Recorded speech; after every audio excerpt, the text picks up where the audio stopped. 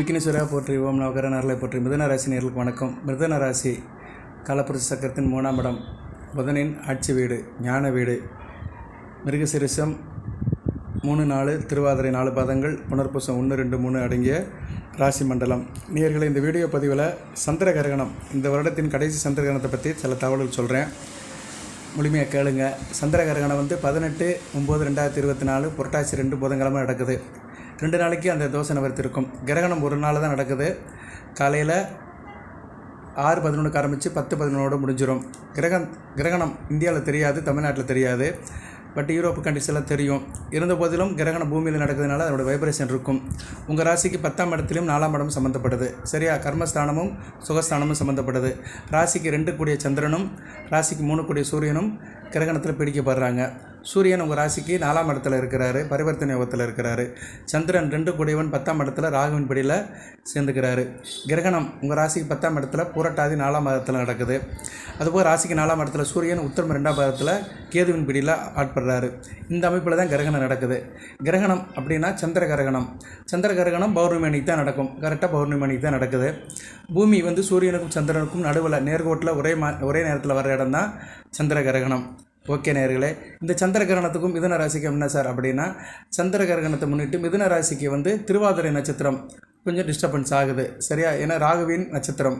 So Thiruvathirai நட்சத்திரத்துக்காரங்க கண்டிப்பாக காலையில் கோயிலுக்கு போகணும். 9 மணிக்கு மேலே கோயிலுக்கு போங்க.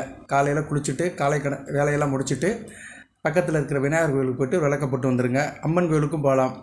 சரி, பலன்கள் அப்படின்னு எடுத்துக்கிட்டோம்னா, பலன்கள் பொதுவாக 10 4ஆம் இடம் பாதிக்கப்படுறதுனால தாயார் உடல்நலத்தை பார்த்துக்கோங்க. குடும்பத்தில் சந்தோஷமாக இருங்க.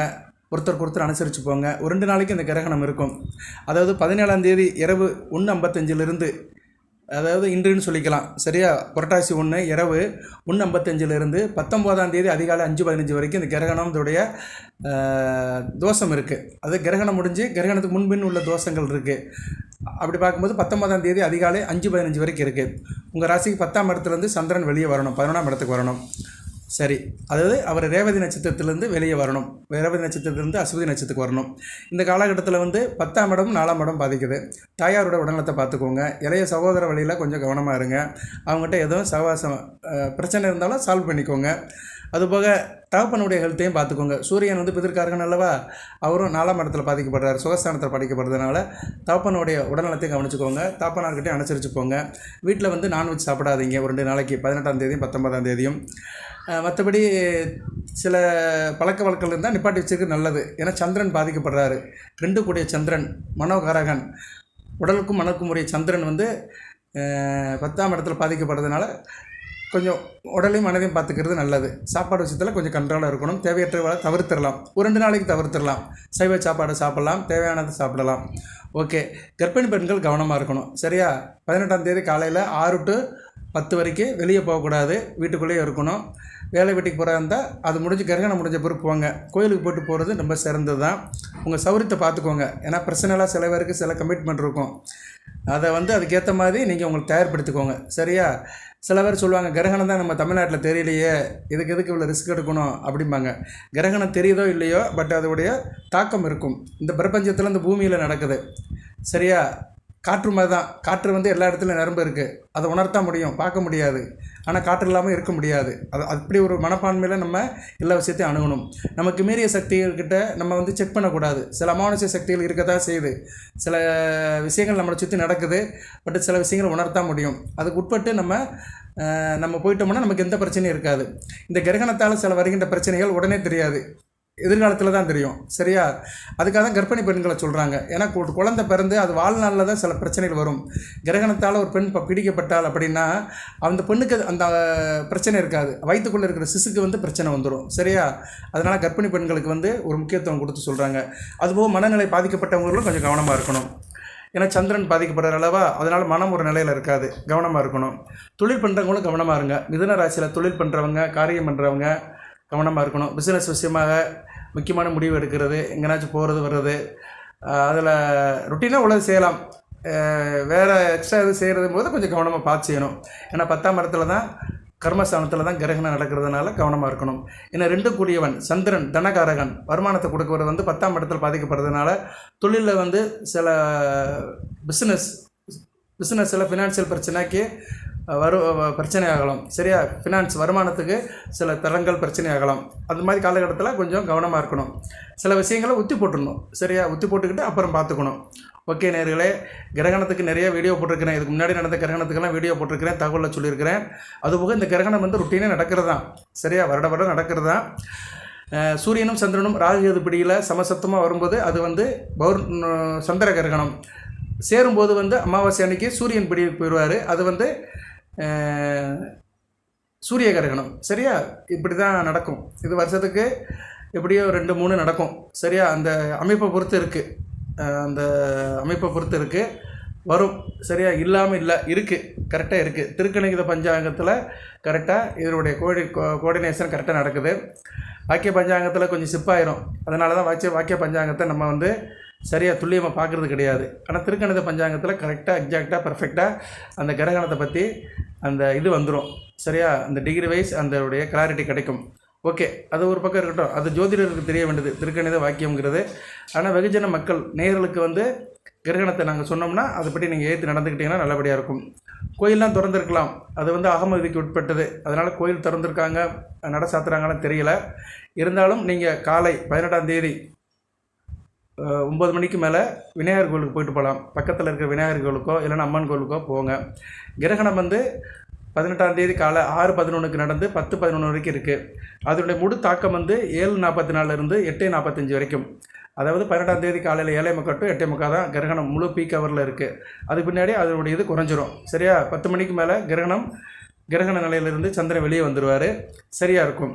ஓகே, இதை வந்து பார்க்க முடியாது, நம்ம பூமியில் நம்ம இந்தியாவில் பார்க்க முடியாது. அடிவானத்துக்கு கீழே நடக்கிறதுனால இதை நம்ம பார்க்க முடியாது. பகல் பொழுதில் நடக்கிறதுனால பார்க்க முடியாது. சில இடங்களில் தெரியும். சரியா, சில இடங்களில் தெரியும், பட் வந்து இங்கே வந்து பார்க்க முடியாது. ஓகே நேயர்களே, இந்த வீடியோவை இதோடு சொல்லி நிறைவு பண்ணுறேன். ஏன்னா வேறு பெருசாக இதில் ஒன்றும் இல்லை. திருவாதிரை நட்சத்திரத்துக்காரங்க கண்டிப்பாக கோயிலுக்கு போங்க. புனர்பூசத்துக்கும் மிருகசீரத்துக்கும் சம்மந்தம் இல்லை. அதுபோக உங்கள் ராசியில் செவ்வாய் இருக்கிறாரு, 4ஆம் இடத்தை பார்க்குறாரு. தாயாரோட உடல்நலத்தை பார்த்துக்கோங்க. வண்டி வாகனம் வச்சுருக்கிறவங்க, ட்ராவல்ஸ் டிரான்ஸ்போர்ட் வச்சுருக்கிறவங்க, ஆட்டோ டிரைவர், கிளீனர், கண்டக்டர், போக்குவரத்து துறையில் வேலை பார்க்குறவங்க, கனரக வாகனத்தில் வேலை பார்க்குறவங்க, மெக்கானிக்கல், ஆட்டோமொபைல் இன்ஜினியர்ஸ், இவங்கெல்லாம் கொஞ்சம் கவனமாக இருக்கணும். 4ஆம் இடத்துல பாதிக்கப்பட்டது சூரியன் சம்மந்தப்பட்டதுனால கொஞ்சம் கவனமாக இருங்க. வேகத்தை குறைச்சிக்கோங்க, விவேகத்தை வளர்த்துக்கோங்க, பதட்டப்படாதீங்க, டென்ஷன் ஆகாதீங்க.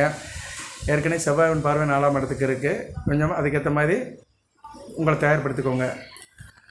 முடிஞ்சால் 3 நட்சத்திரத்துக்காரங்களும் கோயிலுக்கு போகலாம். கோயிலுக்கு போகிறது வந்து நல்லது தான். சரியா, இறைவனை வழிபடுறது எந்நேரம் வழிபடலாம். யார் போகணும் யார் போகக்கூடாதுன்னு சொல்ல முடியாது. பட் திருவாதிரை போயிட்டு வர்றது நல்லது. ஏன்னா ராகுவும் வந்து கிரகணத்தில் சம்மந்தப்படுறாரு. ஏன்னா கிரகத்துக்கு உள்ள கிரகமே ராகு தான். ராகு தான் சந்திரனை பிடிக்கிறாரு. ராகுவின் பிடியில் தான் சந்திரன் போகிறாரு. ஓகே, இந்த கிரகணத்துக்கு இதை ஒரு மிதுன ராசிக்கு தனியாக தெரியப்படுத்தணும்னு சொல்லி தான் வீடியோ போட்டேன். சரியா, ஓகே, இதை ஒரு இன்ஃபர்மேஷன் தான், ஜஸ்ட் இன்ஃபர்மேஷன் தான். கவனமாக இருங்க. பிரயாணம் பண்ணுறவங்க, லாங்காக போகிறவங்க என்ன பண்ணுங்கன்னா ஒரு தர்ப்பப்பிள்ளை லக்கேஜில் போட்டுக்கோங்க. சரியா, ஆனால் கிரகணம் முடிஞ்சிடும், எப்படியே முடிஞ்சிடும். காலையிலே முடிஞ்சிறதுனால ஒன்றும் பிரச்சனை இல்லை. ஏன்னா இன்டர்மீடியட் டயத்தில் இருந்தால் தான் நமக்கு வந்து தர்ப்பப்புழை போடணும். சில நேரம் நடுநிசையில் நடக்கும், அந்நேரம் வெளியே அவுட்டரில் போகிறவங்களுக்கு தான் அது தர்ப்பப்புழை போடணும். இது காலையிலே முடிஞ்சிறதுனால ஒன்றும் பிரச்சனை இல்லை.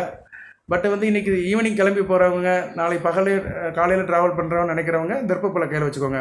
சப்போஸ் 17ஆம் தேதி நைட்டு ஒரு 10 மணிக்கு மேலே நான் வெளியூர் போகிறேன், மறுநாள் காலையில் நான் ட்ராவலில் தான் இருப்பேன் அப்படின்னு நினைக்கிறவங்க உங்கள் லக்கேஜில் ஒரு தர்ப்பப்புழை போட்டு போங்க. பட் இந்த வீடியோ உங்களுக்கு நைட்டில் தான் கிடைக்கும். அதுக்கு மேலே நீங்கள் தர்ப்பப்புழை ஏற்பாடு பண்ண முடியாது. இருந்தாலும் விபூதியை எடுத்து அந்த பாக்கெட்டில் அந்த இதில் வச்சுக்கோங்க. விபூதியை எடுத்து வீட்டில் பூஜை பண்ண விபூதி இருக்குல்ல, அந்த விபூதியை வந்து ஓம் சிவாய நமகன்னு சொல்லி விபூதியை நெத்தியில் பூசிக்கிட்டு கொஞ்சம் போல் எடுத்து உங்கள் லக்கேஜில் வச்சுக்கோங்க. ஒரு சின்ன பொட்டனை மாதிரி பேப்பரில் கட்டி லக்கேஜில் வச்சுக்கிட்டு உங்கள் காரியத்தை செய்யுங்க. சரியா, விபூதிக்கு மேலே எந்த பிரச்சனையும் இல்லை. சரியா, விபூதி வந்து அந்தளவுக்கு ஒரு சக்தி வாய்ந்த ஒரு பொருள். திருநீரில் மருந்து இருக்குது தெரியுமா, அது தினம் அணிந்தால் நலன் இருக்குது தெரியுமான்னு ஒரு வார்த்தை இருக்குது. அதனால் திருநீரில் வந்து அந்த அளவுக்கு சக்தி இருக்குது. அதை மனப்பூர்வமாக உளமாறாக அதை வந்து இறை நம்பிக்கையோடு நம்ம வந்து பூசினோம்னா அது ரொம்ப நமக்கு ஒரு சக்தியை கொடுக்கும், இருக்கிற இடத்துலையும் வளத்தை கொடுக்கும். ஓகே நேயர்களே, அடுத்த வீடியோ போடுறேன். மிதுன ராசிக்கு நிறைய சப்ஜெக்ட் எடுத்து வச்சுருக்கிறேன். கிரக நிலையில் நல்லா இருக்குது. இந்த கிரகணம் ஒரு பக்கம் இருந்தாலுமே கிரக நிலைகள் நல்லா இருக்குது. இப்போதைக்கு 5ஆம் இடத்துல சுக்கிரன் வந்துட்டார். 4ஆம் இடம் வலுப்பட்டிருக்கு. சுகஸ்தானமும் பஞ்சமஸ்தானம் வலுப்பட்டிருக்குது. ராசியில் செவ்வாய் இருக்கிறாரு. அது ஒன்று தான் சிக்கல். மற்றபடி ராசியை சுற்றி நல்லபடியாக தான் போயிட்டுருக்குது. அடுத்தடுத்து பலன்களை சொல்கிறேன். சரியா? கிரக பலன்கள், ராசி பலன்களை சொல்கிறேன். வாழ்த்துக்கள். எல்லாமல் இறைவன் மிதுன ராசி நேயர்களுக்கு, மிருகசீரிஷம், திருவாதிரை, புனர்பூச நட்சத்திர நேயர்களுக்கு சில சௌபாகியத்தையும் சில ஐஸ்வர்யத்தையும் சில நன்மையிலும் கொடுப்பார். அனைத்து வளங்களை நலங்களை பெற்று தேக ஆரோக்கியத்துடன் தீர்க்காயலுடன் நீடூடி வாழ்க, நிறைந்த வளம் பெறுக. நன்றி நேயர்களே.